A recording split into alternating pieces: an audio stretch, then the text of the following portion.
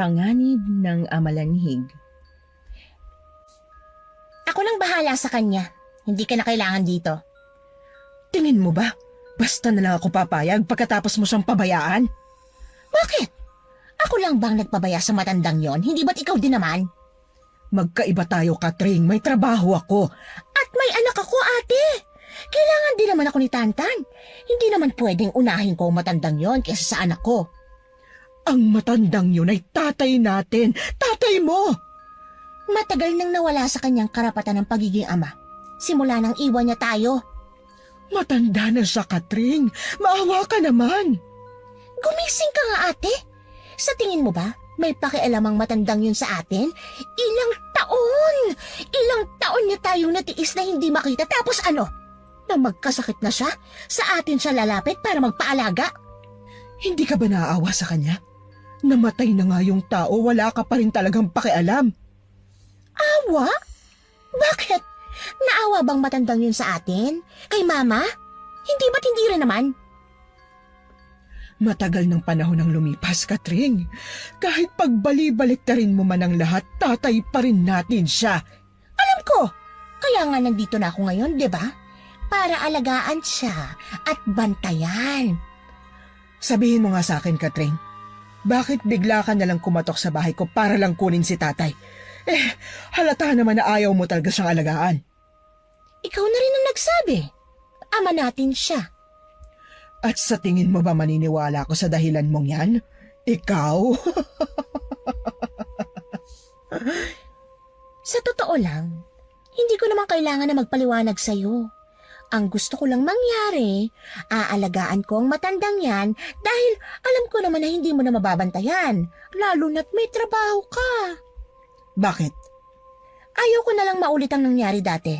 Nabigla ko na lang nabalitaan na patay na si tatay dahil sa kapabayaan ng anak niya. Tapos, malalaman ko na hindi naman pala patay. Yan, lumabas din. Ano ba pinagsasasabi mo? Na kaya mo lang pala siya kinukuha sa poder ko ngayon ay dahil nakokonsensya ka. Bakit? Hindi mo na ba kayang matulog sa gabi, Katring? Dahil may matanda kang tinanggihan na alagaan noon na muntik nang mamatay? Ano bang problema mo sa akin? Ay, namatay na nga pala si tatay dahil sa'yo. Milagro lang na bigla siyang nabuhay uli. Kaya nga nandito ka ngayon eh. Para tanggalin ang konsensya na ayaw kang tigilan, hindi ba? O baka naman kinausap ka na ni Mama. Kinonsensya ka niya sa ginawa mong pagtanggi na alagaan si tatay noon. Kaya pumunta ka rito para kunin siya sa akin? Kasi nalaman mo na buhay pa pala si tatay. Ano ba, ate? Tama ako, di ba? Tama ako? Oo na. Ano naman kung nakonsensya ako? Kaya nga nandito na ako ngayon, di ba? Kaya pwede ba? Huwag mo na akong pahirapan. Sinasabi ko na nga ba? Alam mo, wala na akong pake kung ano man ang isipin mo tungkol sa akin. Kukunin ko pa rin ang matandang yon at wala kang magagawa sa gusto kong mangyari. Kaya tumabi ka! Tantan! Ano ho yun, Ma? Kunin mo na yung wheelchair sa likod at dalhin mo na sa kwarto ng lolo mo. Kukunin na natin siya. Ha? Bakit, Ma? Ay, basta! Sumunod ka na lang! Oo na. Galit na binunggo ni Katring ang balikat ng kapatid nitong si Esther bago pumasok sa loob ng bahay. Nasa bungad pa lang ng pinto, natanaw na niya kaagad ang ama na nakahiga sa kama habang nakatitig sa labas ng bintana. Nang marinig ng lalaki ang pagpasok ni Katring sa kwarto, dahan-dahang lumingon ang matanda. Nakita ni Katring ang pilit ng ngiti ng ama niya sa kanya, pero sinuklaan niya lang to ng masamang tingin at dahan-dahang ibinangon sa higaan. Hindi naman nagtagal, sumunod na sa loob ng kwarto ang anak nitong si Tantan. Dala nito ang wheelchair kaya agad na nagtulong ang mag-ina na iupo doon ang matanda. Habang itinutulak palabas ng bahay ang wheelchair, nakasalubong ni Katring ang panganay na kapatid na nakatingin sa kanya. Pero nanatiling diretso ang tingin niya at tuloy-tuloy pa rin na naglakad. Pagkarating naman sa mismong tapat ng kalsada, mabilis na nakahanap ng tricycle ang mag-ina kaya nadala kaagad sa kanilang bahay ang matandang lalaki. Bukas, Tantan, bumalik ka doon sa bahay ng Tita Esther mo, ha? At kunin mo yung mga damit ni tatay. Kunin mo na lahat, ha? Huwag ka nang magtitira. Bakit ba kasi, Mama? Bakit kailangan dalhin dito yung mga damit ni Lolo Dong? Hindi pa ba halata, anak? Dito na siya titira. Kinuha ko na siya sa tita Esther mo. Ano? Bakit? May mali ba sa sinabi ko, Tantan? Anong dito na siya titira? Kasama natin? Sa iisang bubong? Natural! Bakit mo naman kasi naisip na kunin si Lolo kay Tita Esther? Mukhang maayos naman ang lagay niya dun ah. Mabuti pa kaya, ibalik na natin siya ngayon pa lang.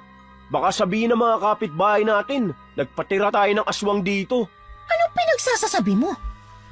Ma, kalat na sa buong bayan na aswang si Lolo Dong. Ano? Nasisiraan ka na ba? Bakit to? Totoo naman ang sinasabi ko ah. Sabi nga ng mga tindera dyan sa labas, na kaya daw biglang nabuhay ulit si Lolo nung natagpuan siyang hindi na humihinga, dahil aswang siya. Tantan, hindi ka ba nahihiya? Sa harapan pa talaga ng lolo mo yan sinasabi? Mukhang hindi naman niya ako naiintindihan, Mama eh. Okay lang yan. Manahimik ka na nga lang. Dito na siya titira, tapos ang usapan. Ma, Ano? ibalik na lang kasi natin si Lolo Dong kay Tita. Mahihirapan lang tayo eh. Isa pa siyang paalamunin dito sa bahay, tapos kailangan pang alagaan. Abat, Mamakinig ka kasi. Nakakainis naman. wag mo kong artihan, Tantan. Hindi na ako natutuwa dyan sa mga lumalabas sa bibig mo. Umayos kang bata ka? Buisit. At talagang sinusubukan mo ko? Oo na ho. Manahimik ka na dyan kung ayaw mo tamaan, ha? Halika. Tulungan mo na lang akong itulak papasok itong wheelchair. Ang bigat. Ay, ito na nga ba sinasabi ko eh. Ano? May binubulong ka yata, Tantan, ha? Wala ho. Sabi ko tutulong na. Bilisan mo at mukhang uulan. Baka maabutan pa tayo rito. Opo. Matapos na maipasok sa loob ng bahay ang matanda, agad din nila itong inilipat sa isang papag. Inayos pa ni Katring ang pagkakahiga ng matanda at pagkatapos ay bumalik na siya sa naiwang gawain bago pumunta sa bahay ng kapatid. Naglinis lang ito ng buong bahay at agad na rin nagluto ng makakain nilang tatlo. Pagsapit ng pananghalian, muli nilang binuhat ang matanda papunta sa lamesa. Nilagyan ni Katring ng pagkain ng pinggan ng ama. Pagkatapos ay sabay-sabay silang kumain. Nangangalahati na ang kinakain nila, wala pa ring bawas ang pagkain ng matanda. Agad na nangunot ang noo ni Katring dahil sa nakita. Kaya mabilis itong tumayo at lumapit sa likod ng upuan ng tatay nito. Inamoy niya ang pagkain ng matanda sa pag-iisip na nandoon ang problema. Pero dahil wala namang naaamoy na kakaiba si Katring, inis nitong ibinagsak ang pinggan sa harapan ng matanda at galit itong binulyawan. Ano bang problema mo at ayaw mo kumain, ha? Baka kailangang subuan, Ma. Suan? Aba naman, ang alam ko, hindi lang siya nakakatayo. Wala namang sinabi sa akin si Ate Esther na paralisado ng buong katawan niya. Baka naman ayaw niya ng pagkain natin. Ay wala akong pake kung ayaw niya ng ulam. Pag sinabi kong kumain, dapat kumain siya. Subuan mo na lang kasi siya, Ma. Huwag mo nga konsintihin ang pagiging pabigat ng matandang yan, ha, Tantan? Mas lalong hindi yan kikibo dahil sa ginagawa mo, ha? Sinasabi ko lang naman, Ma. Kaya mo nga siya kinuha kay Tita Esther, di ba? Para alagaan. Aba, ano pa ba sa tingin mong ginagawa ko, ha, Tantan? Hindi pa ba pag-aalaga ang tawag dito? Bakit bang init ng ulo mo, Mama? Nagsasabi lang naman ako ng opinyon ko. Ay, manahimik ka na nga lang. Ito na nga bang sinasabi ko eh. Kararating lang ni Lolo Dong dito sa bahay pero hirap ka na kaagad. Huwag mo akong simulan, ha, Tantan? Totoo lang ang sinasabi ko, Mama. Mabuti pa. Imbis na puro reklamo ka sa mga naging desisyon ko, intindihin mo itong lolo mo. Ha? Teka, Ma! Lalabas lang ako sandali. Bantayin mo muna dito yung lolo mo. Pakainin mo na rin siya. Hala! Bakit ako? Eh bakit hindi ikaw? Ikaw na, Ma! Hindi ko naman kasundutong si Lolo eh. Ikaw na! Dito ka lang. Babalik din naman ako kaagad. May bibilin lang ako sa labas. Mama! Hindi na hinintay pa ni Katring na muling makapagdahilan ang anak niya sa kanya dahil mabilis siyang lumabas ng bahay at dumiretso sa malapit na tindahan.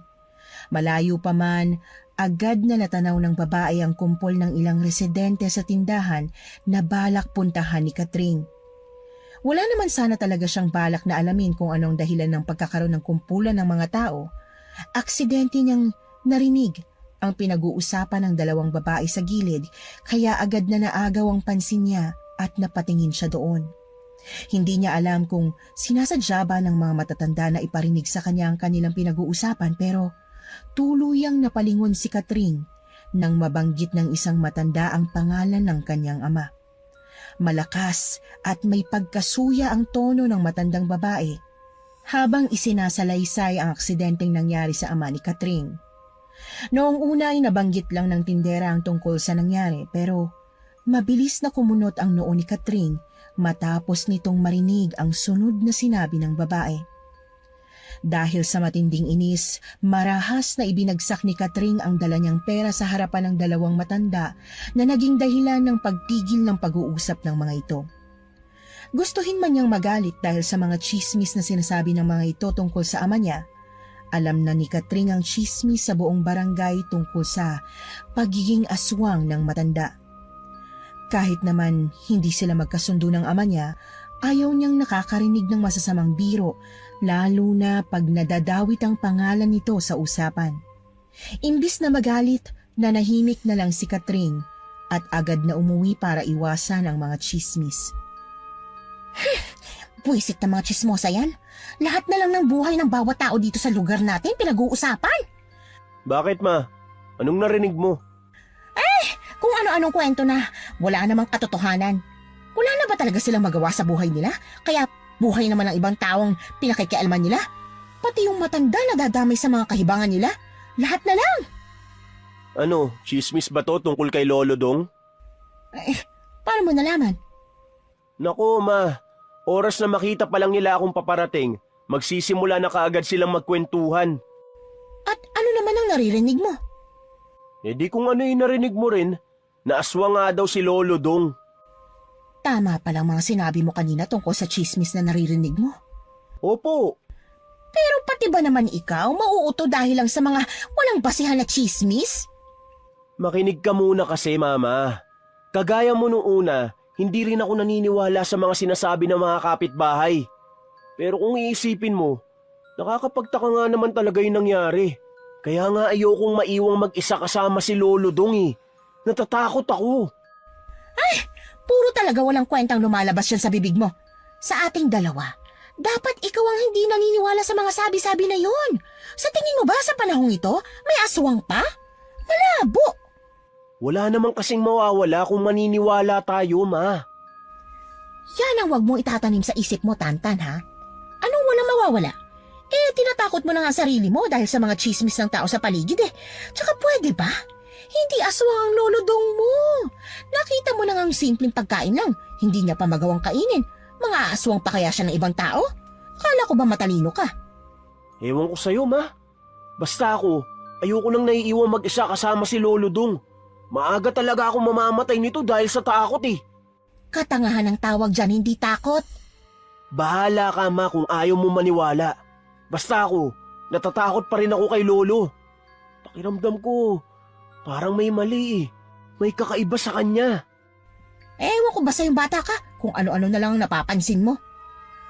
Sa unang mga linggo na dumaan ang pananatili ng ama ni Katring sa bahay nito, naranasan kaagad niya ang matinding hirap sa pag-aalaga ng matanda. Hindi sukat akalain ni Katring na mahihirapan siya, lalo na't walang ibang ginawa ang matanda kundi ang magmatigas at hindi sumunod sa kanya sa tuwing tinutulungan niya ito. Sa mga araw tuloy na lumipas, tuluyang napigtal ang pasensya ng babae at nawala na siya ng timpi dahil sa katigasan ng ulo ng matanda. Lolo, kumain na ho kayo. Ano ba? Ayoko nga. Ilayo mo nga sa akin yan. Pero kailangan niyong kumain para makainom na ho kayo ng gamot. Ayoko nga. Hindi mo ba ako maintindihan, bata ka? Ano ba, Lolo? Huwag na ho kayo mag-inarte at kumain na kayo. Ayoko! Mama! Si Lolo! Anong nangyayari dito? Ayaw na naman kumain ni Lolo. Kanino ko pa siya pinipilit pero ayaw talaga. Ano na naman bang problema ng matandang yan? Araw-araw na lang Naiinis na talaga ako, Ma. Kanino ko pa siya pinipilit? Sinusubukan ko na nga rin eh. Pero hindi niya talaga pinapansin yung pagkain na hinahain ko. Ako nga! Sige, Ma. Tignan ko lang kung susunod siya sa'yo.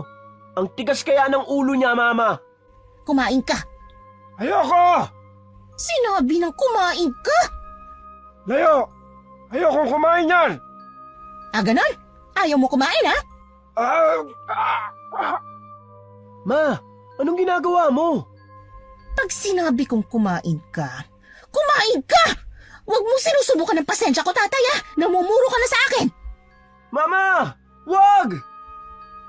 Inis na binitiwan ni Katring ang balbasaradong panga ng matanda.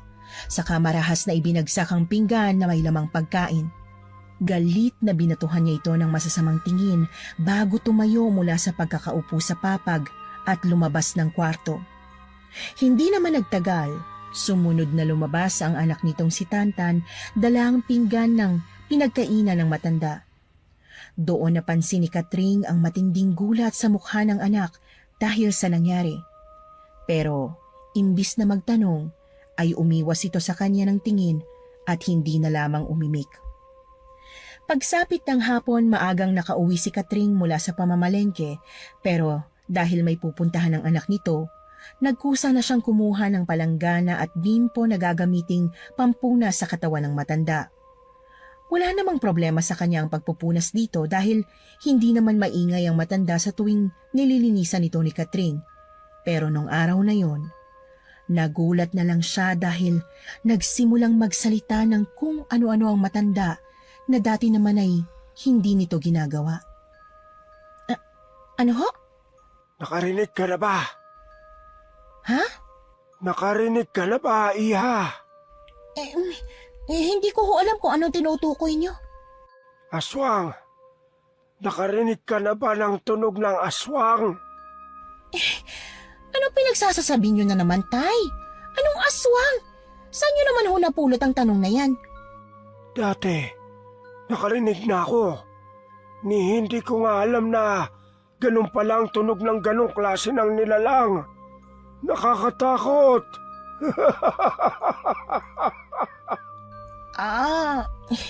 Hindi ko alam Hindi naman kasi totoo ang aswang, tay. Gusto mo bang marinig ang tunog na tinutukoy ko, anak? Tay, pinupunasan ko po kayo ng katawan. Kabilang kamay naman ang itaas niyo para mapunasan ko na agad. Gusto mo bang makakita ng aswang? Katring! Ha? Naaalala niyo pa pala ako? Gusto mo ba? Katring! Hindi ko alam kung bakit at kung paano pumasok sa isip mo ang ganyang klase ng tanong, tatay. Pero hindi ho talaga ako interesado Kung gusto niyo, kayo na lang. Ha? Nakakita ka na ba ng totoong aswang? Tay, pwede ba? Manahimik na lang kayo dahil hindi naman totoo ang mga bagay na lumalabas dyan sa bibig niyong yan. Gusto mo bang maging aswang? Ano ho? Katulad mo lang ako noon. Bata pa at malakas. Ay, Hindi ko nga inaasahan na darating ang araw na ito. Akala ko kasi noon, katapusan ko na. Nagulat ako na paggising ko, buhay pa ako. Humihinga pa rin. Oo na, tay. Alam ko na tungkol sa kwento mo na yan, paulit-ulit na lang ang takbo. Oo na ho, buhay na kayo. Matapos yung sabihin ni Katring, biglang nanahimik ang matanda. Seryoso itong tumingin sa anak at parabang galit na humalukip-kip sa papag bago ito tuluyang nahiga. Hindi man naiintindihan ni Katring ang biglang pagbabago ng kilos nito. Ikinatuwa naman niya ang pagsunod nito sa kanyang mga utos. Pagkatapos niyang linisan ng matanda, hindi maipaliwanag ni Katring ang bigla nitong pagbabago pero pagkatapos ng naging usapan nila, nagsimula na ang mga gabi kung saan bigla-bigla na lang niyang naririnig na nagsasalita ang ama kahit wala namang kausap. Noong una ay nakaramdam ng takot si Catherine, lalo na't ang mga salitang lumalabas sa bibig nito ay hindi mga normal na kwento. Pero kinalaunan din naman, sa paglipas ng mga araw, ay nasanay na rin siya sa kakaibang ikinikilos ng matanda. Sa tuwing naririnig niya tuloy itong nagsasalitang mag-isa, hinahayaan na lang niya hanggang sa kusa na itong mapagod sa kakakwento at kusang nananahimik. Sa mga araw tuloy na lumipas, walang naging problema ang dalawa sa matanda dahil nasanay na ito. Hanggang sa... Tao po? Tao po? May tao ho ba rito? Catherine? Saglit lang! Sino ho bang sadya nila? Ate Esther? Ay, salamat naman at lumabas ka. Kanina pa ako nagtatawag dito. Akala ko walang tao eh. Ano ginagawa mo dito sa bahay? Anong klaseng tanong yan, Catherine? Ano sa tingin mong ginagawa ko rito? Malamang dumadalaw. Dumadalaw? Sa akin? Bakit naman ako sa'yo dadalaw? Si tatay ang sadya ko. Napapaano ka? Ah, si tatay. Malamang. Ay, teka nga. Papasukin mo kaya ako dahil kanina pa talaga ako nandito sa labas. Eh, pasok ate. Nasaan ka ba kanina at ang tagal mo lumabas ng bahay? Nagpapakain kasi ako kay tatay eh. Umalis naman si Tanta kaninang umaga kaya walang naiwang kasama yung matanda kundi ako. Si tatay, nasaan? Nasa loob ng kwarto niya. Kapapasok lang doon. Kumusta naman ang lagay niya dito? Matagal-tagal na rin naman simula nung dito siya tumira sa poder mo at sana naman wala kang masamang balita na sasabihin sa akin. Ay, huwag kang mag-alala. Wala namang masamang nangyari sa kanya simula nung dumating siya dito sa bahay. Bukod sa pagiging matigas ang ulo minsan at sa mga kakaiba niyang sinasabi, wala namang ibang problema. Anong ibig mong sabihin na kakaiba? Teka nga, samahan mo nga ako. Gusto ko siyang makita eh. Halika ate. Agad na itinuro ni Catherine sa kapatid nitong si Esther ang kwarto ng matanda. Agad naman itong pumasok at mabilis din namang sumunod si Catherine. Pagtapak na pagtapak pa lang nito sa mismong pinto ng kwarto, agad na napansin ni Catherine ang pangungunot ng noo ng kapatid habang nakatitig sa matanda. Pinanood niya lang ang paglapit ng kapatid sa kanilang ama at hinawakan sa kamay habang kinakausap. Pero kagaya ng palaging ginagawa ng matanda, nanatili lang itong walang kibo at tahimik na nakatingin kay Esther. Ilang ulit pa itong tinawag ng babae para kunin ang pansin ng matanda, pero nanatili pa rin talaga ang pagiging walang kibo nito, kaya naman lumabas na rin ng kwarto ang dalawang babae. Saktong pagkasarado ni Catherine sa pinto, agad siyang nagulat matapos niyang tingnan ng kapatid na seryosong nakatitig sa kanya paglingon niya dito. Hindi niya alam kung ano ang dahilan, pero napansin niya ang mabilis na pagbabago ng kilos ng kapatid. Ay, bakit ate? Wala. Anong wala? Pwede ba yung bigla-bigla ka nalang mananahimik ng walang dahilan? Lumabas lang tayo ng kwarto ni tatay, hindi ka na nagsalita. Sabihin mo nga sa akin ang totoo, Catherine. Ha? May nangyari ba kay tatay pagkatapos mo siyang dalhin dito? Ano ba yung tanong na yan, ate? Wala! Walang nangyaring masama sa kanya dito. Teka, pinagbibintangan mo ba ako na may masamang ginawa sa kanya, ha? Ay, hindi. May gusto lang naman akong malaman. At ano yon? Sa klase ng tanong mo kanina, parang may gusto kang palabasin eh. Makinig ka muna kasi. Bakit humihina ang boses mo? May napansin kasi akong kakaiba kay tatay kaya nagtanong ako sa'yo. Anong ibig mo sabihin? Nung lumipat ba siya dito, may napansin ka bang kakaiba sa kilos niya? Ay, hindi kita maintindihan. Bakit hindi mo na lang kasi ako diretsuhin, ha? Hindi na siya tumitingin sa akin pag tinatawag ko siya. O ano naman? Hindi mo ako maintindihan eh. Paano ba kita kasi maiintindihan kung ganyan ka magkwento? Ayusin mo nga! Makinig ka. Simula nang kinuha ko si tatay sa dati niyang tinitirhan, Palagi siyang tumitingin sa akin pag narinig niya ang boses ko. Pero ngayon, ilang ulit ko na siyang tinawag pero ni magsalita na palagi naman niyang ginagawa noon. Hindi na niya magawa. Ano bang gusto mong sabihin, ate? Na may ginagawa ko sa kanya kaya bigla na lang siya naging ganon? Ay, hindi. Sinungaling! Alam mo, wala namang masama sa mga sinasabi mo sa akin ngayon. Posible lang naman talaga na magbago siya. Total, halos ilang buwan na rin naman simula nung dito siya sa akin tumira, di ba? Baka nga nakalimutan ka na niya kaya hindi ka na niya nilingo nung tinawag mo siya. Imposible. Sa nangyayari ngayon at sa mga napansin mong pagbabago, yung sinabi ko lang ang pwedeng maging akmang paliwanag. Ate Esther, tanggapin mo na lang kasi na wala akong ginawa sa kanya at sadyang nakalimutan ka na lang ng matanda. May mali talaga. Nararamdaman ko. Nakapagod lang yan. Mabuti pa, umuwi ka na sa inyo at magpahinga. Pagkatapos ng nangyari, naging madalas ang naging pagbisita ng kapatid ni Katring sa bahay nila. Hindi lumilipas ang isang araw na hindi pumupunta si Esther para tingnan at ilang ulit na tawagin ang ama nila. Pero katulad ng nangyari noong una, wala pa rin kibo ang matanda sa mga ginawang pagtawag dito na tahimik lang na pinanood ni Katring. Hindi pa rin kasi maintindihan ng babae kung bakit yung ginagawa ng kapatid niya. Umuwi ka na, Ate Esther. Ilang minuto na lang, Katring. Pagbigyan mo na ako. Kanina ka pa nandito. Tsaka, nakita mo na ba kung anong oras na? Malapit nang magdilim pero nandito ka pa rin sa bahay. Hindi ba't may pasok ka pa sa trabaho mo bukas? Mabilis lang ako. Hayaan mo na lang akong manatili pa ng ilang oras tapos uuwi na rin ako kaagad sa bahay. Ano pa nangyayari sa'yo, ate? Ha? Bakit ganyan ka? Bakit pagkatapos nung nangyari, bigla ka na lang naging kakaiba? Sa totoo lang, ate, hindi naman si tatay yung nagbago eh. Ikaw yun. May gusto lang naman akong alamin eh. Malala ka na, ate. Mabuti pa siguro. Iwas-iwasan mo ng pagbisita kay tatay. Pero...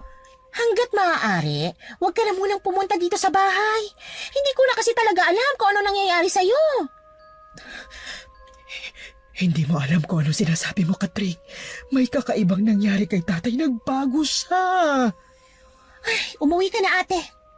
Kung ako sa'yo, babantayan ko siya ng maigi dahil hindi na siya ang tatay na tinutukoy mo noon. Nagbago na siya, Katring. Ibang tao na ang nasa loob ng bahay mo. Tantan! Ihatid mo na muna si Tita Esther mo sa bahay nila. Mag-iingat ka, Katring. Masama ang kutob ko sa matandang yan. Matapos umuwi ng kapatid ni Katring sa bahay nito, agad na hinarang siya ng anak nitong si Tantan matapos makabalik ng bahay. Bakas pa rin sa mukha ng anak ang matinding pagtataka dahil sa nangyayari.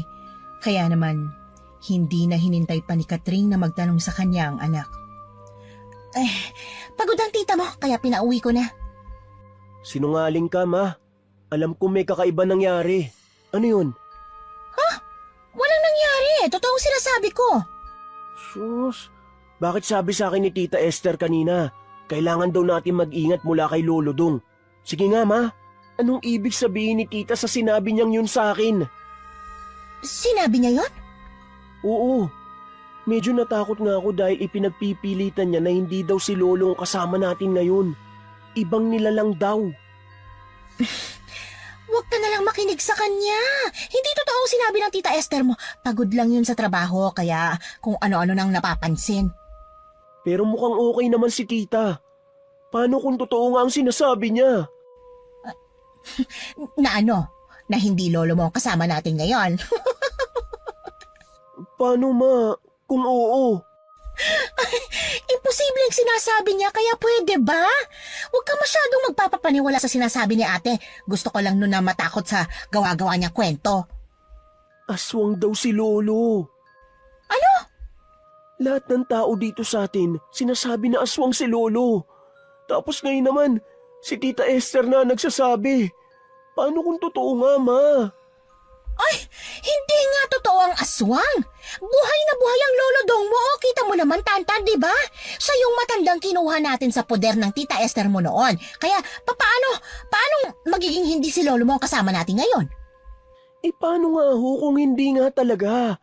Paano kung tama si tita at ang mga tao dito sa atin tungkol sa sinasabi nila? Na hindi nga talaga normal si Lolo at isa siyang aswang. Ano mangyayari sa atin? Wala! Narinig mo ako? Wala! Dahil si Lolo Dongmo ang kasama natin ngayon. Siya lang at wala nang iba pa.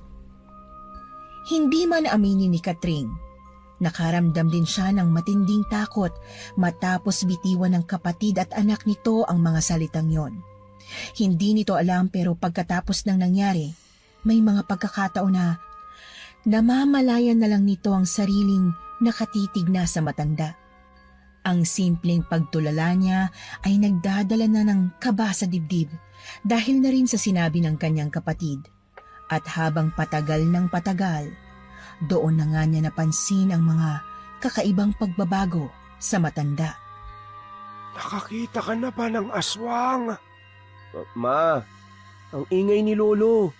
Patigilin mo nga siya. Ma, Ma, patigilin mo si Lolo Dong.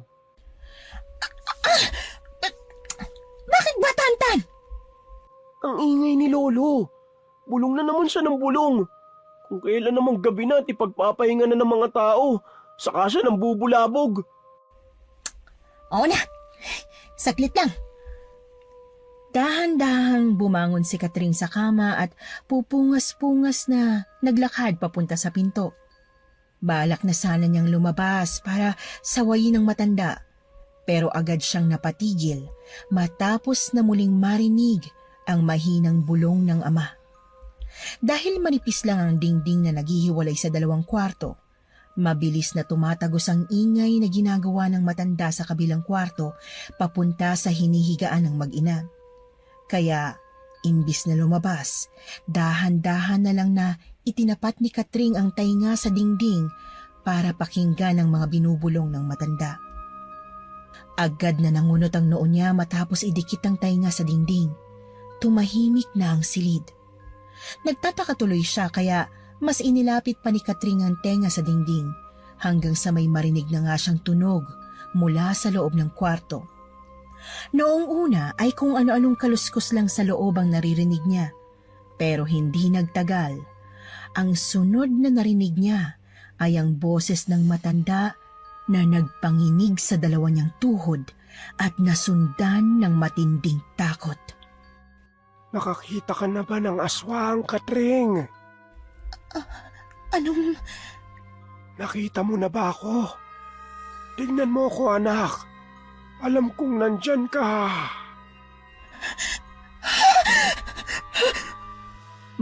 Ma, ano nangyayari? Bakit ka sumigaw? Dito ka lang, Tantan. Kahit anong mangyari, huwag na huwag kang lalabas ng kwartong to hanggat hindi pa ako bumabalik, ha? Ma! Nanginginig man ang tuhod, inipo ni Katring ang lahat ng lakas ng loob at mabilis na tumakbo palabas ng kanilang silid. Nang makarating sa harapan ng pinto ng silid ng ama, pikit mata na pumasok siya sa loob. Masama na kasi ang kutob niya matapos marinig ang ibinulong ng matanda. At gaya nga ng nararamdaman niya, tuluyang nakumpirma ni Katring ang masamang kutob. Naabutan niya ang matanda na nasa dilim at nakatalikod sa kanyang direksyon. Hindi ito nagsasalita, pero agad na napansin ni Katring na parabang may kung ano itong hawak. Kaya naman kahit pinapawisan na ng malamig, lumapit si Katring papunta sa direksyon ng matanda. Doon, tumambad sa kanya ang maamong mukha nito at puro bahid ng dugo. May hawak itong hindi pamilyar na bagay. Patuloy na tumutulo sa braso ng matanda ang kakaibang likido mula sa hawak nito. At sa tulong ng kaunting liwanag mula sa labas ng bintana, doon na kumpirma ni Katring na isa itong patay na pusa. Hindi man alam ang gagawin, namalaya na lang niya na mabilis pala niyang inagaw ang hayop sa kamay ng matanda at itinakbo yon papalabas ng kwarto sabay kandado ng pinto pagkapasok. Diyos ko, patawarin niyo ho ako. Ma, anong ginagawa mo dyan? lalabas ng kwarto, di ba? Ano bang sinabi ko? Hindi mo maintindihan, ha? Ano ho ba nangyayari? Bakit kayo sumigaw kanina? Pumasok ka sa loob ng kwarto ngayon na! Pero ma, Pumasok ka, sabi! ano ho ba yung hawak nyo? Huwag mo na itong pansinin. Ang gusto kong mangyari, sundin mo ang utos ko. Natatakot na ako, Mama. Ano ho ba kasi talagang nangyayari? Parehong napatalon sa gulat ang mag-ina matapos marinig ang malakas na kalabog mula sa kwarto ng matanda. Ang tunog na yon ay nagmumula sa mismong pinto na parabang pilit itong tinutulak ng ama ni Catring para buksan. Pero dahil nga mabilis itong ikinandado ni Catring, hindi na magawang buksan ng matanda ang pinto. Itinutulak niya lang niya yon, kaya lumilikha ng malalakas na kalabog. Sabay na nakatingin ang mag-ina, matapos lumakas ng lumakas ang mga sumunod na kalabog sa pinto ng kwarto ng matanda.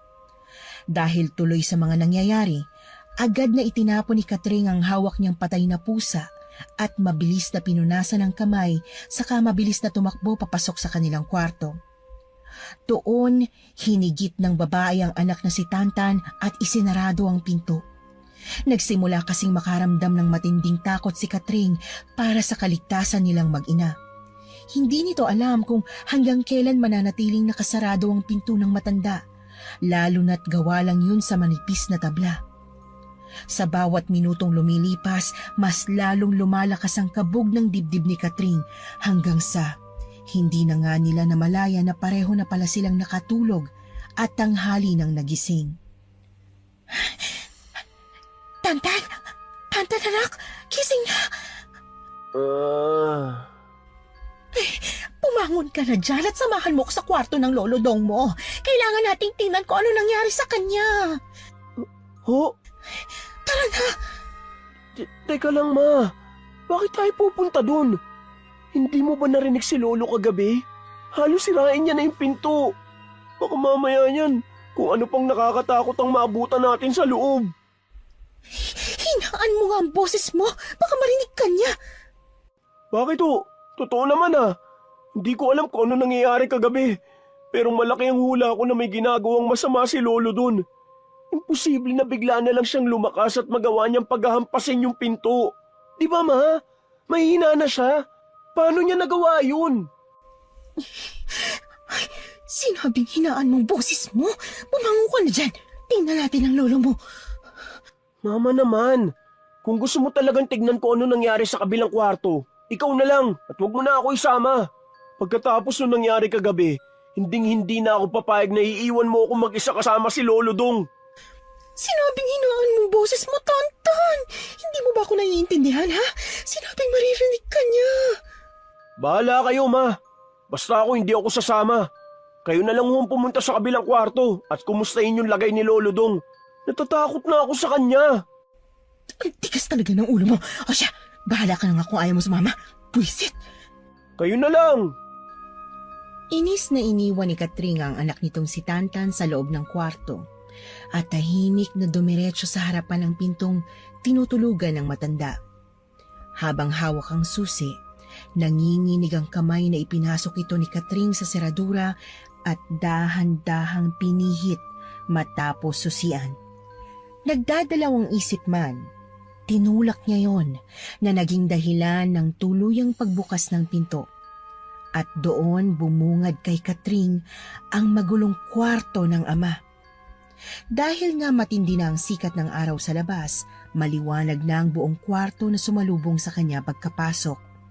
Sa kabila ng matinding gulo ng mga gamit sa loob, ang tanging nakakuha sa atensyon niya ay ang marungis na mukha ng matanda na mababakasan ng dugo mula sa bibig, pababa sa leeg.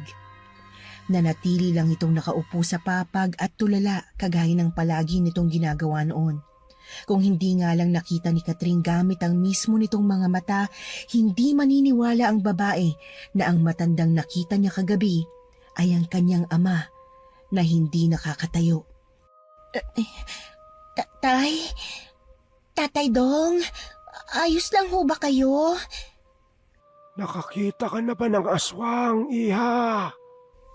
Tay, Ano ho bang nangyari sa'yo kagabi?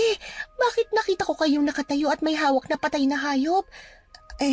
Kaya niyo ho bang tumayo? Nakarinig ka na ba ng huni ng aswang? Tay, naiintindihan mo bang tinatanong ko sa'yo? Kaya niyo ho bang tumayo kagaya ng nangyari kagabi? Nakakita ka na ba ng aswang? Tatay, ano ba? Hindi niyo ho ba ako naririnig? Kanina pa ho ako nagtatanong sa'yo. Sagutin niyo naman ho sana ako. Gusto kong malaman eh. Paglipas ng araw, magiging katulad din kita. Ay, nakakainis! Bakit mahina na naman ho kayo ngayon, ha? Samantalang kagabi naman ang lakas-lakas nyo. Niloloko niyo lang ho ba ako? Hindi talaga kayo nakakatayo. Aswang, Tumayo nga ho kayo, tay! Tumayo kayo! maraming aswang sa lugar natin noon. Gusto mo bang makakita ng aswang? Ayaw niyo tumayo, ha? Tila walang naririnig ang matanda. Lumapit si Katring sa harapan ng ama at walang sabi-sabi na bigla na lang niya itong hinawakan sa balikat saka marahas na inalog. Pilit din niya itong hinihigit papatayo pero nanatiling parang lantang gulay ang matanda hanggang sa naubos na nga ang pasensya ni Katring dahil sa mga nangyayari. Inis na lang siyang napaupo sa harapan ng matanda at ilang minuto itong tinitigan habang mabilis ang paghinga dahil sa matinding pagkabugnot. Ilang minuto rin sigurong nanatili si Katring sa kwarto ng matanda bago niya napagdesisyonan na tuluyang lumabas. Makalipas lang ang ilang minuto, agad din siyang bumalik sa loob ng silid ng ama, dala ang isang basang bimpo. Doon niya marahang pinunasan ang mukha ng matanda at tinanggal ang lahat ng mga dungis at bakas ng dugo na naiwan sa mukha nito. Gustuhin man niya kasing magtanong tungkol sa nangyari kagabi, tanggap na ni Katring na wala itong makukuhang matinong sagot mula sa ama. Kaya naman nanatili na lang siyang walang imik hanggang sa tuluyan na nga niyang nalinis ang mukha ng matanda. Tawagin na kasi natin si Tita Esther. Dapat makarating sa kanya ang tungkol sa nangyari kay Lolo Dong kagabi. Hindi pwedeng tayong dalawa lang mamang may alam. Ay, huwag ka nga magpadalos-dalos ng desisyon, Tantan. Hindi biro itong sinasabi ko sa'yo ngayon. Hindi ko nga alam kung maniniwala ba ang Tita Esther mo eh. Malakas ang kutob ko na maniniwala siya, Mama. Nakita mo naman kung anong naging reaksyon ni Tita kay Lolo Dong nitong nakaraang linggo lang, di ba? Sinabihan ka pa niya na mag-ingat. Hindi talaga ako sigurado. Mabuti pa, hayaan na lang muna natin. Baka tinopak lang ang lolo mo kagabi kaya yun ang nangyari. Hindi naman yata pwede yan, Ma. Delikado ang lagay natin sa bahay na to sa bawat minutong lumilipas. Ni hindi nga natin alam kung ayos lang ba talaga si Lolo o nagkukunwari lang siya gaya ng kwento mo. Baka nga aswang talaga siya. Tantan! Bakit, Ma? Sinasabi ko lang naman ng mga posibilidad ng mga nangyayari, ha? Pwes, hindi ka nakakatulong. Sa totoo lang, Mama, natatakot na talaga ako sa mga nangyayari. Gusto ko lang ang umalis dito sa bahay na to at tumira muna kina Tita Esther para malayo lang kay Lolo Dong. Ano? At bakit naman pumapasok sa isip mo ang ganyang mga bagay? Naisip ko kasi, Ma, mas ligtas kung hindi natin kasama si Lolo Dong sa iisang bubong. Sa madaling salita, sa bahay ni Tita Esther. Samantalang dito naman, hindi tayo ligtas dahil isang manipis na dingding lang ang humaharang sa atin kay Lolo. Masyado mo pinag-iisipan ng masama ang lolo dong mo, Tantan. Hindi yan maganda. Bakit? Ikaw rin naman, Mama. Hindi ba dati, palagi mong sinasabi na hindi mo tatay si Lolo? Ayaw na ayaw mo nga sa kanya nun . Matagal na yun. Tsaka pwede ba? Huwag mo nang ibalik sa akin yung mga sinasabi ko sa'yo. Makinig ka na lang. Ay, ano bang desisyon mo, Mama? Dito lang tayo. Baka nagkaroon lang talaga ng topak ang lolo mo kagabi, kaya... Tsaka tingnan mo nga. Bigla na naman siyang naging parang lantang gulay kagaya ng dati. Kaya, huwag ka nang mag-alala, ha?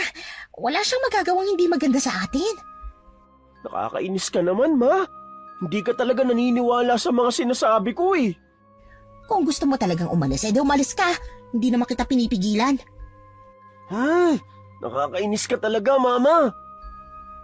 Kinagabihan, maagang nagsarado ng bahay si Catring dahil sa nangyari.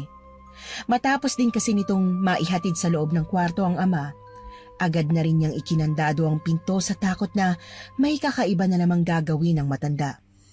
Pagpatak ng 10:00 ng gabi, agad na ring nahiga sa kama ang mag-ina saka natulog. Dahil hindi naman dalawin ng antok si Catring, tahimik na lang siyang tumitig sa kisame at pinakiramdaman ang buong paligid. Hindi niya alam kung ilang oras na siyang nakatulala, pero namalayan na lang niya ang sarili niya na nakatayo sa harapan ng dingding ng kwarto na minsan na niyang pinagtapatan ng tenga para marinig ang ingay mula sa silid ng ama. Bigla kasing nakaramdam ng pagtataka si Catring matapos mapansin ang kakaibang pananahimik ng kabilang kwarto kung saan naroon ang matanda. Ayaw man niyang puntahan ng matanda. May nagsasabi sa kanya na silipin ito sa kabilang kwarto. Kaya naman, tahimik siyang naglakad palabas ng silid, pero agad na napatigil sa paghakbang dahil sa anak na si Tantan. Saan ka pupunta, Ma? Sisilipin ko lang sana ang lolo mo. Bigla kasi siyang tumahimik kaya bibisitahin ko muna siya bago ko matulog. Baka naman tulog na kaya tahimik. Hayaan mo na kasi. Ipagpabukas mo na lang yan, Ma. Saglit lang naman ako. Kung hindi ka naniniwala, samahan mo ko at nang pareho tayong babalik dito kapag walang nakitang kakaiba doon, ha? Yan ka na naman, May. Samahan mo lang kasi ako, dali na, Tantan. Sige na nga.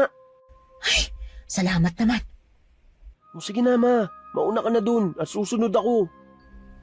Paglabas ng kwarto, agad na inilabas ni Catring ang susi sa bulsa at dahan-dahang binuksan ang pinto. Bumungad sa kanya ang madilim na silid, pero dahil wala namang nakita o narinig na kakaiba, balak na sana niyang tuloy-tuloy na pumasok sa kwarto para buksan ang ilaw. Pero agad siyang napatili ng malakas matapos may biglang sumunggab sa kanya. Mabilis na kumabog ang dibdib ni Catring nang maramdaman ang biglang pananakit ng leeg sa hindi malamang dahilan. Bago pa man tuluyang maintindihan ni Catring ang mga nangyayari, muling naagaw ang atensyon niya nang bigla na namang may sumunggab sa katawan niya na naging dahilan ng tuluyang pagbagsak sa sahig. Doon lang tuluyang naintindihan ni Catring ang nangyayari. At sa hindi masabing dahilan, ang agad na pumasok sa isip niya na gumagawa nito ay ang kanyang ama. Ma! Ma, ano nangyayari? Nasaan ka? Tantan! Tulong! Tulungan mo ako! Mama! Saklolo! Ma! Sabihin mo sa akin kung nasan ka! Halos wala nang makita si Catring dahil sa matinding dilim na bumabalot sa loob ng kwartong yon. Ngunit sa tulong ng maliit na bintana, nagawa niyang makita ang nilalang na umaatake sa kanya. Nang tuluyan itong maaninag, nanlaki ang mga mata ni Catring matapos masaksihang ang ama niya ang nasa kanyang ibabaw. Kakaibang itsura nito at talaga namang nakakasindak. Dahil sa kulubot na mukha, matutulis na ngipin at mahahabang kuko, tuluyang nanghina ang katawan niya sa takot at pumasok sa isip ang salitang aswang. Mula sa kinahihigaan sa sahig, kahit pilit na hinihigit ni Catring ang katawan papalayo dito, ramdam na ramdam pa rin talaga niya ang bawat sunggab na ginagawa nito sa kanyang katawan. Para bang mabangis na hayop ang ama nang muli nitong sinunggaban ng katawan ni Catring at tila ba gutom na pinagkakagatan ng iba't ibang parte ng katawan ng babae. Gamit ang natitirang lakas, naghanap si Catring ng magandang pagkakataon hanggang sa bigla na lang niyang itinulak ang aswang at mabilis na tumakbo papunta sa direksyon ng anak na nangangapa pa rin sa dilim para hanapin siya. Anak! Takbo! Ma! Ano nangyayari? May aswang! Ha?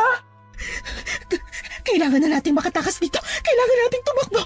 Aswang ang lolodong mo!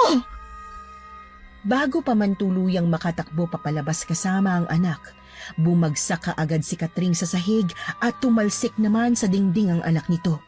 Matapos higitin ng matanda ang parehong paa ng mag-ina at marahas na hinila papasok sa kaloob-looban ng kwarto. Agad na nawala ng malay ang anak nitong si Tantan, samantalang si Katring naman ay nagsimulang magsisigaw para humingi ng tulong sa mga taong nasa labas. Kung gaano kahina ang matanda sa umaga, ay siya namang pagkalakas-lakas nito ng gabing yon. Para bang naging isang literal na hayop talaga ito dahil sa bangis at bilis kumilos, lalo na sa dilim. Wala tuloy naging panama ang katawan ni Katring para labanan ng matanda. Kaya naman sa huli, ang tanging nagawa na lang niya ay ang sumigaw habang pilit na yumaya po sa mga bagay na nahahawakan para pigilan ang aswang sa patuloy na paghigit sa kanya papunta sa kung saang direksyon noong kwarto. Ma... Anak! Tantan! Gumising ka! Kailangan mo pumangon dyan at umakbo palabas ng kwartong ito! Iligtas mo ang sarili mo, anak! Mama, hindi ko na ho yata kaya. Nahihilo na ako. Hindi pwede! Kailangan mo makaligtas, anak! Kahit hindi na ako, ikaw na lang! Mama! Tulungan niyo kami! Parang awa niyo na iligtas niyo ang anak ko! Saklolong! Nang mga oras na yon, nararamdaman na talaga ng babae ang unti-unting panghihina ng katawan dahil sa mga kagat at sugat na ginawa ng aswang sa kanyang katawan para sipsipin ang kanyang dugo. Halos umiikot na rin ang paningin ni Katring dahil sa matinding pagkahilo. Ang dati tuloy nito na malakas na sigaw para humingi ng tulong ay dahan-dahang humina na sumasabay sa kanyang katawan. Nawawala na rin siya ng pag-asa na may posibleng papasok sa loob ng bahay nila at magliligtas sa kanilang dalawa. Kaya sa huling pagkakataon, gamit ang nanginginig na kamay, itinulak niya ang katawan ng aswang papalayo sa kanya at malakas na sumigaw ng saklolo sa may bintana ng silid. Habang sumisigaw, naramdaman na lang ni Katring ang matalas na kuko ng aswang sa leeg niya kasabay ng isang makatindig balahibong sakit. Muling kinagat ng aswang ang leeg niya. Naramdaman na lang din ni Katring ang biglang pangingimi ng tagiliran hanggang sa makapadoon ang kamay ng aswang na nakapasak sa mismong katawan na naglalabas ng maraming dugo. Doon tuluyang napaluhod si Katring at napasukan ng dugo. Noong akala niyang katapusan na ng lahat, biglang bumukas ang pinto ng kwarto ng matanda at tumama sa mukha niya ang isang nakakasilaw na liwanag. Liwanag ng ilaw na dala ng kapatid nitong si Esther. Katring! Ate Esther, tulungan mo kami ng anak ko. Parang awa mo na. Hayop ka! Anong ginawa mo sa kapatid ko? Papatayin kita! Tulungan mo ang kapatid mo, Esther. Ako na munang bahala sa aswang na yan. Hanggat hindi mo sila nagagawang mailabas sa kwartong ito ng ligtas, pipilitin kong pansamantalang pigilan na makatakas ang tatay nyo. Kaya bilisan mo! Hindi ako papayag na basta mo na lang siyang pakawalan, Manong Jose. Parang awa mo na. Kailangan mo siyang mapatay. Intindihin mo na ang kapatid mo! Oo, sige ho. Hindi man alam ni Katring kung paanong nakarating ang kapatid na si Esther dahil sa distansya ng bahay nito mula sa kanya. Agad siyang nabuhayan ng loob at pilit na gumapang papalapit sa kapatid sa kabila ng mga sugat na natamo ng kanyang katawan. Para bang naging magaan ang katawan ni Katring ng mga oras na yon at nagawa niyang maigalaw ang parehong binti para tumayo. Pero hindi pa man tuluyang nakakahakbang. Malakas siyang napasigaw. Dahil sa matinding sakit nang muli nitong maramdaman ang kamay ng aswang sa parehong sugat ng tagiliran niya. Bumagsak ang katawan ni Katring at umikot ang paningin dahil sa pagkahilo, kasabay ng pag-agos ng dugo sa sahig na mismong kinahihigaan niya. Naramdaman na lang niya ang patuloy na pagkagat ng aswang sa kanyang leeg at habang patagal ng patagal, nararamdaman na talaga ni Katring ang matinding panghihina. Gustuhin man tuloy niyang tulungan ng kapatid na mapatay ang aswang, tanging ang mapanood na lang ang bawat galaw ni Esther at ng matandang kasama nito ang tangi niyang nagawa. Isarado mo ang pinto, Esther! Lumaban ka, Katring. Wag na wag mong ipipikit ang mga mata mo. Ililigtas ka namin. Hintayin mo lang. Ang pinto, Esther! Baka makatakas ang tatay nyo! Oo. Sinasabi ko na nga ba, isa kang amalanhig. Hindi ko sukat akalain na tama ang hinala ko. Matapos kitang makita nung araw na yun, Dong. Aswang ka pala! Manong Jose, parang awa nyo na. Bilisan nyo na ho dahil baka maubusan na ng dugo ang kapatid ko. Delikado na ang lagay niya. Mahilig sa dugo ang mga amalanhig. Alam kong hindi hahayaan ng tatay nyo na masayang na lang basta-basta ang mga dugong lumalabas sa katawan ng kapatid mo si Katring. Hindi ko ho kayo pinapunta dito para gawing pain ang kapatid ko. Ang gusto ko mangyari, iligtas nyo siya mula sa aswang na yan. Wala siyang pakiramdam. Pwes, gumawa kayo ng paraan. Hindi ba't isa kayo magaling na manunugis? Ngayon iligtas niyo ang kapatid ko. Gagawin ko ang lahat. Parang awa nyo na. Kailangan nang maisugod ni Katring sa ospital. Dapat na natin siyang makuha sa kamay ng aswang na yan. Ililigtas natin siya! Mula sa sahig, dahan-dahang bumigat ang paghinga ni Katring dahil sa kalagayan niya. Akala niya noong una titigilan na siya ng aswang matapos magsimulang lumaban pabalik ng kapatid at ng matandang kasama nito, pero laking gulat ni Katring nang magpatuloy pa rin ang aswang sa pagkagat sa kanyang katawan at hindi nagpatinag sa mga hampas na binibitiwan ng matandang manunugis. Mahigpit na napahawak si Katring sa paanan ng kama at lakas loob na itinulak papalayo ang aswang sa kanyang katawan, na agad namang sinigundahan ng mga palo ng matanda gamit ang buntot pagi na hawak nito. Sa ilang minutong pakikipagbuno ng dalawa sa aswang, sakalang ito tuluyang lumayo sa nakatihayang katawan ni Katring. Kaya naman nagawa na siyang mahila ng kapatid na si Esther papunta sa ligtas na bahagi ng kwartong yon. Katabi ang anak na si Tantan. Ate Esther! Katring, ayos ka lang ba?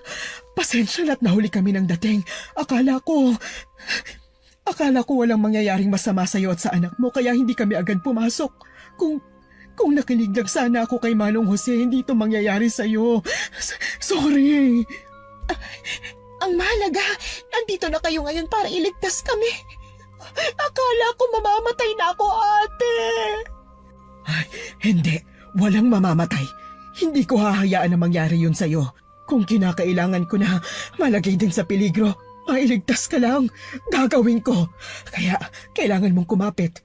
Dadalhin kita sa ospital pagkatapos nating mapatay ang hayop na yon. Kailangan niya magbayad sa ginawa niya sa'yo at sa anak mo. Maraming salamat, Ate Esther. Esther! Makakatakas ang tatay nyo! Ano ho? Huwag niyo hong hayaan na mangyari yun. Patayin niyo siya. Walang espasyo para sa uri ng nilalang na katulad niya dito sa mundo. Dapat lang siyang mabura. At gaya ng sinabi ng kapatid ni Katring na si Esther, nakita nga niya kung paanong patuloy na labanan ng manunugis ang aswang sa kabila ng mabilis na galaw nito. Dahil may makakapal na balat ang aswang, naging mahirap para sa manunugis ang mapuruhan ng katawan nito. Kaya naman kahit ilang beses na mahampas, wala pa ring epekto sa aswang ang ginagawa ng matandang lalaki. Dahil nagkakagulo na ang mga tao sa loob ng kwartong yon para lang malabanan ng aswang, hinigit ni Katring ang sarili papunta sa direksyon ng anak at pinilit na ginising si Tantan. Dahil abala si Katring sa ginagawa, hindi na niya namalayan ang biglang pagtalon ng aswang sa direksyon niya at mabilis na naitulak ang pinto na nasa kanyang likuran, kaya bumukas yun ng malapad. Sa isang mabilis na pangyayari, naramdaman na lang ni Katring ang sarili niyang kinakaladkad. Tangay-tangay siya ng aswang papalabas ng bahay at patungo sa direksyon ng kakahuyan. Katring! Gusto niyang itakas ang kapatid mo para patayin sa gubat. Hindi natin siya dapat hayaan na makalayo at mawala sa paningin natin. Dahil magiging delikado para sa kapatid mo oras na tuluyan siya nitong makuha. Si Katring! Kailangan natin siyang iligtas! Habulin natin siya! Saklolo, tulungan niyo ako! Ililigtas kita, Katring! Huwag kang matakot! Ramdam na ramdam ni Katring kung paanong paulit-ulit na tumama ang ulo sa lupa habang patuloy siyang hinahatak ng aswang. Dahil nga madilim ang buong paligid, hindi na niya alam kung nasaang parte na ba siya ng lugar. Pero hindi pa rin siya nagpapigil at nagpatuloy pa rin ang kakasigaw ng saklolo. Hindi naman nagtagal nang mapadaan sila sa isang madamong bahagi ng gubat. Mabilis na kinuha ni Katring ang oportunidad na yon at agad siyang humawak ng mahigpit sa nadadaanan nilang damo sa kabila ng mga sugat na kanyang natamo. Hindi naman nagtagal dahil hindi inaasahan ng aswang ang ginawa niya, tuluyan siya nitong nabitiwan. Akala ni Katring noong una, babalikan pa siya nito pero agad na nahanap ng kapatid na si Esther ang kanyang kinaroroonan kaya naman mabilis siya nitong nailigtas at naitakbo pabalik sa bahay. Nang mga oras na yon, tuluyang sumuko ang katawan ni Katring at bago pa man magdilim ang paningin niya dahil sa matinding pagod, narinig pa niya ang pakiusap ng kapatid sa matandang manunugis na habulin ng kanilang ama at patayin. Pagkatapos nun, tuluyan na ngang nawala ng malay si Katring at nagising na lang siya ilang linggo na ang nakalipas sa isang maliit na ospital sa kanilang bayan. Ate Esther! Ate! Katring! Katring, may malay ka na! Dok! Gising na ho ang kapatid ko! Dok! Ate! Nasaan ang anak ko? Nasaan na si Tantan? Shh! Huwag kang mag-alala. Ligtas naman ang pamangkin ko at nasa mabuti siyang kalagayan. Sa ngayon, sarili mo munang intindihin mo ha, Katring? Anong nangyari? Nawalan ka ng malay bago ka pa man namin madala dito sa ospital eh. Ilang araw ka na rin tulog. Ilang araw? Halos 3 na rin. Anong nangyari kay tatay? Hindi na siyang tatay natin, Katring. Ibang nilalang na ang nasa katawan ni Tatay Dong. Ipinaliwanag sa akin ni Manong Jose na isang karaniwang aswang na pala noon pa man si tatay. Pero dahil malayo tayo sa kanya, namatay na lang ito bago pa man maisalin sa ibang kaanak ang itim na perlas. Napatay ba siya ni Manong Jose? Sa kasamaang palad, nakatakas yung aswang bago pa man siya maabutan ni Manong.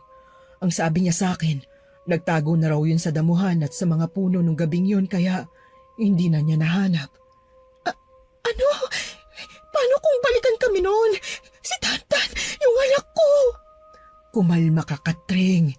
Hindi na kayo mababalikan ng aswang na yon. Lalo na ang anak mo dahil binigyan na siya ni Manong Jose ng pangontra sa mga amalanhig. Amalanhig? Hindi ko talaga alam kung ano nangyayari. Hanggang ngayon nga, nalilito pa rin ako at walang kaalam-alam tungkol sa nangyari nung gabing yun. Sabihin mo nga ate, paano ka nakarating sa bahay at nailigtas kami nung mga oras na yun? Paano mo nalaman na aswang si tatay? Maniniwala ka ba kung sasabihin ko sa'yo na natuklasan ko na aswang nga talaga si tatay noong unang araw na binisita ko siya sa bahay mo? Paanong... Napansin ko na may kakaiba na talaga sa kilos ni tatay noong araw na yon. Pero dahil nagdadalawang isip din kung tama ba ang kutob ko, naisip ko na patuloy na bumisita sa bahay mo para pasimpleng bantayan ang mga kakaibang pagbabago ni tatay. Noong una, akala ko paranoid lang ako at masyadong pagod sa trabaho pero matapos kong ilang araw na mabisita si tatay, doon ko na talaga nakumpirma na totoo ang kutob ko tungkol sa kanya. Anong ibig mong sabihin? Marami akong kakaibang nakita. Hindi ko manasabi sa iyo noon, pero may mga gabi na pumupunta ako sa bahay niyo para lang tingnan si tatay. Ilang ulit ko na siyang nakitang tumayo, pero dahil alam kong hindi ka maniniwala sa akin, humingi na lang ako ng tulong kay Manong Jose na isang albularyo at manunugis, taga kabilang barangay siya. Siyang tumulong at nagpatunay na tama nga ang lahat ng hula ko tungkol kay tatay. At nung gabing iniligtas mo kami ng anak ko, nandun ka ba sa labas dahil binabantayan mo si tatay? Oo, Sinabi kasi sa akin ni Manong Jose na magiging hayok sa dugo ang amalanhig matapos na hindi maipasa sa katawan ng ibang itim na perlas. Nagiging isang uri ng patay na aswang ang amalanhig at ganun ang nangyari kay tatay. Natakot ako na baka mapahamak kayo ni Tantan kaya nagbantay na ako sa labas. Hindi ko naman akalain na habang nasa labas kami, may mangyayari na palang masama sa inyong dalawa ng anak mo. Noong narinig na lang kitang sumigaw, doon na lang kami sumugod papasok. Alam kong medyo nahuli kami ng dating pero masaya akong nailigtas kita, Katring. Hindi ko talaga alam kung anong gagawin ko oras na may mangyari sa iyong masama ng mga panahong hindi pa kami pumapasok. Salamat sa pagpunta, Ate Esther. Hindi. Salamat, Katring, dahil buhay ka. Ligtas at nagagawa akong makausap ngayon. Siya nga pala. Yung tungkol kay tatay. Anong tungkol sa kanya? Anong mangyayari kay tatay? Hindi ba't sinabi mo na nakatakas siya? Hindi ko rin alam. Pero ang sabi ni Manong Jose, hindi na raw kayo babalikan noon dahil sa nangyari. Posible rin na pumunta na yun sa ibang lugar o hindi kaya naman nagtago na sa gubat dahil sa nangyari. Mabuti naman kung ganon. Ligtas na kayo ngayon. Ligtas na tayo. Matapos ang pag-uusap ng dalawa, mahigpit na niyakap ni Katring ang kapatid habang mahinang umiiyak. Hindi rin kasi niya sukat akalain na makakaligtas siya matapos ang lahat ng nangyari. Akala ni Katring mamamatay na talaga siya ng gabing yon. Mabuti na lang at dumating ang kapatid na si Esther kasama ang matandang manunugis. Makalipas naman ang ilang linggo, tuluyan nang nailabas ng ospital si Katring. Sa tulong ng kapatid nitong si Esther, agad na siyang nakauwi sa bahay nito kung saan naabutan ni Katring ang anak na si Tantan, nakausap ang matandang si Manong Jose. Magkaharapan ng dalawa at may bagay na iniabot ang matandang lalaki sa anak nito na agad na natitigan ni Katring matapos ilagay sa ibabaw ng lamesa. Yung kwintas na may kakaibang itsura. Gawa yun sa bato na kulay abo. Para saan ho yan? Pangontra, alam ko na kahit sabihin ko sa inyo ngayon na hindi na kayo babalikan ng amalanhig na yun, magkakaroon pa rin kayo ng kaba at takot sa puso dahil sa nangyari. Kaya naman gumawa na ako ng pangontra na magagamit ninyo laban sa mga aswang. Gumagana ho ba talaga yan? Oo naman, hanggat suot nyo ang kwintas na yan, mailalayo kayo niyan mula sa mga aswang na posible niyong makasalubong o makasalamuha. Malaki ang magiging tulong ng mga yan lalo na't nakatakas ang tatay nyo. Pero wag na kayong matakot. Hinding-hindi na kayo nun masasaktan. Salamat ho talaga, Manong Jose. Hindi ko ho alam kung anong gagawin ko para pambayad sa ginawa niyong pagtulong sa akin para lang mailigtas itong kapatid at pamangkin ko. Malaki ang utang na loob ko sa inyo. Wala yun. Ang mahalaga, ligtas na ngayon itong si Katring at ang anak niya. Salamat ho, Manong Jose. Magpagaling ka kaagad, Katring. Alam kong maraming nangyari sa iyo nung gabing yon. May sugat ka pa rin at muntikan ka na nga mamatay mula sa kamay ng tatay nyo. Pero gusto kong magpakatatag ka, iha. Parte lang ng buhay nating mga tao ang makaranas ng mga kakaibang pangyayari sa buhay natin. Huwag kang matatakot. Oo, Manong. Hindi ko ho kakalimutan ang sinabi ninyo. O siya, dumaan lang talaga ako dito para ibigay ang mga ginawa kong pangontra para sa inyo. Aalis na rin ako at kailangan ko pa maghanap ng mga halamang gamot sa gubat. Baka abutin pa ako ng gabi sa daan kung magtatagal pa ako dito. Mag-ingat ho kayo, Manong Jose. Kayo rin. Malapad ng ngiti sa labing, pinanood ni Katring at ng kapatid niya ang matandang albularyong naglalakad papalayo sa kanilang bahay. Dala ang mga bayong nito na may lamang kung ano-anong panggamot. Nang hindi na nila matanaw ang matanda, sakalang pumasok ang magkapatid sa loob ng bahay. Doon inalalayan si Katring ng kapatid para maayos na makaupo sa upuan at iniabot sa kanya ang isang baso ng tubig pati mga gamot na kailangan niyang inumin. Nangako kasi ang kapatid niya na aalagaan siya nito hanggang sa tuluyan ng gumaling. Wala namang nagawa si Catherine kundi ang pumayag na lang at hayaan ng kapatid na gawin ang gusto nitong pagtulong. Habang nagpapagaling si Catherine, pansamantala munang nanirahan ng kapatid sa bahay nila para mas lalo itong matutukan. Sa loob lang ng ilang buwan hanggang sa tuluyan ng maghilom ang lahat ng sugat niya sa katawan, napapangiti siya dahil nandun ang ate niya para umalalay. Sa mga buwan ding lumipas, unti-unti nang nakampante si Catherine mula sa aswang na kinatatakutan nila. Kung noong una ay hindi pa nito magawang makatulog ng mahimbing dahil sa takot na baka bigla na lang silang pasukin ng tatay nilang aswang, unti-unti na rin siyang nakakatulog ng mahaba-haba sa gabi nang hindi naaaalimpungatan o bigla na lang nagigising dahil sa bangungot. Ate, magaling na ako. Hindi mo na kailangan pa na bantayan kami dito ng anak kong si Tantan. Ayos lang kami. Sigurado ka ba? Pwede naman akong hindi na muna magtrabaho eh. Dito na lang ako sa bahay mo para may katulong at kasama ka. Hindi na. Ayos na talaga kami. Hindi ka na ba natatakot? Mukhang hindi ka pa rin nakakatulog ng maayos eh. Nakakatulog na ako. Tsaka ilang buwan na rin naman kasi ang nakalipas. Hindi na ako kinakabahan katulad nung una ngayon. Medyo kampante na kami ni Tanta na hindi na talaga kami malalapitan ng aswang na yun pagkatapos ng nangyari. At paano kung bumalik siya? Paano ka? Baka mapahamak ka na naman.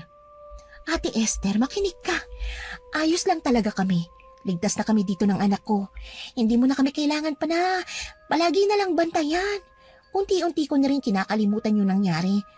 Gusto kong burahin yung gabing yun sa buhay ko para naman baka pamuhay na kami ng maayos at payapa. At ikaw, sarili mo naman ating intindihin mo at hindi kami. Hindi ka na bumabata. Kailangan mo na maghanap ng taong makakasama mo sa buhay. Hindi ko pa iniisip ang tungkol doon. Sa ngayon, gusto ko munang maging ligtas kayo ni Tantan. Pero sige, babalik na ako sa pagtatrabaho. Kung lalapit ka sa akin pag may kailangan ka at hindi mo sosolohin ang problema. Pagkatapos mo kami iligtas ng gabing yun, alam kong maaasahan na kita palagi. Huwag ka mag-alala ate, hindi na ako maglilihim sa'yo, lalo na pag may mga ganitong pangyayari. Mabuti naman kung ganon. Mas magiging kampante na ako dahil sa sinabi mo, Catherine. Bago pa tuluyang umuwi si Esther, humahangos na dumating si Tantan sa bahay. Kumabog na naman ng mabilis ang dibdib ng magkapatid at agad na tinanong ang binata kung ano ang nangyayari sa kanya. Hindi po kayo maniniwala. May bali-balitang may gumagalang aswang sa kabilang bayan. Naku, kalat na ang chismis. Ang aswang daw na yun ay nambibiktima ng mga lalaking may asawa. Totoo ba, Tantan? Ayusin mong sinasabi mo, Tantan! Hindi ko nagugustuhan ang dala mong chismis na yan, ha? Kakatapos ko lang na pakalmahin ang sarili ko dahil sa aswang. May bago na namang balita. Opo nga, totoo. Kilala niyo ba si Aling Belen? Naku po, ayun. Kumabit na naman daw sa asawa ni Aling Mirna. Totoo ang aswang na to. Pero ibang klaseng aswang nga lang. Iba kasi ang inaaswang niya. Ay, naku! Sira ulo ka talagang bata ka! Pinakabog mo ang dibdib ko, ah! Akala ko totoong aswang na naman yung dala mong balita. Ay, wag mo nang uulitin yan, ha? Napakaseryoso naman ni Mama. Totoo nga namang aswang si Belen, nangaaswang ng asawa. Pero Tantan, hindi magandang biro ang ginawa mo. Papatayin mo kami sa nervyos ng mama mo. Maiwan ko na nga kayo, alis na ako. Saan po kayo pupunta, tita? Uuwi na ako. Dadalaw-dalaw na lang ako dito sa inyo ng mama mo. Alagaan mong mama mo, ha? Opo, tita. Salamat po sa inyo. Ingat po kayo. Sige, kayo rin. Lumipas ang 1 taon at tuluyan na ngang bumalik sa trabaho ang kapatid ni Catherine na si Esther. Bumalik na rin sa dating pamumuhay ang mag-ina pagkatapos ng mga nangyari. Hindi man kumalat sa kanilang lugar ang aksidenteng kinasangkutan ni na Catherine, nagulat na lang ang ibang residente sa biglang pagkawala ng ama niya. Pero dahil sa napaghandaan na nga ng mga ito ang sasabihin, nagdahilan na lang si Catherine na bigla na lang umalis nang walang pasabi ang matanda na agad namang pinaniwalaan ng mga tao. Sa mga araw na lumipas, Hindi na muling nabanggit ng kahit sino sa kanilang lugar ang tungkol sa ama ni Katring. Wala na rin kumalat na kung ano-anong chismis tungkol sa mga kakatuwang pangyayari o nilalang sa kanilang lugar na minsan ang kinasangkutan ng magkapatid na sina Katring at Esther. Hindi man aminin ng mga ito, lalo na ni Katring, nag-iwan ng malaking aral sa kanila ang lahat ng nangyari, lalo na't si Katring ang nagtamo ng maraming sugat mula sa naging engkwentro nila sa Amalanhig. Ang mga peklat niya sa katawan ang patunay na minsan ay may nakasagupa silang aswang, na naging dahilan kaya nag-iba ang paniniwala nilang walang ganon. Totoong may aswang. Habang patuloy na kinakalimutan ng lahat ang tungkol sa pagkupkup ni Katring sa ama nila noon, walang ibang nakakaalam tungkol sa kwento ng Amalanhig bukod sa albularyong si Manong Jose at ng pamilya ni Katring. Minsan, napag-uusapan ng mag-ina kung maliban ba sa Amalanhig ay may iba pang aswang. Pero bago pa man lumalim ang pag-uusap nila, kaagad na sinasaway ni Katring ang anak na si Tanta na tigilan na ang usapan dahil nananayo na ang balahibo niya kapag naririnig ang salitang aswang.